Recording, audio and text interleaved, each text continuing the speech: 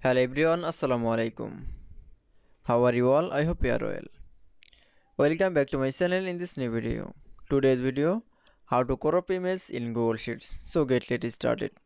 At first, open your Google Sheets file.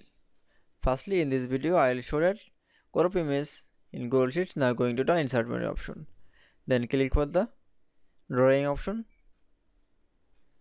Now choose an image. Now for image. Now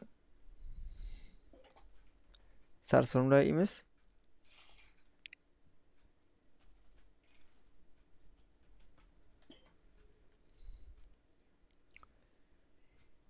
Then NSOS image. Now for click.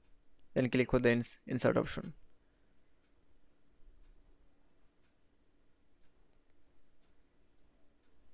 This image is from the crop. Now click for the crop image option. Then image from the crop.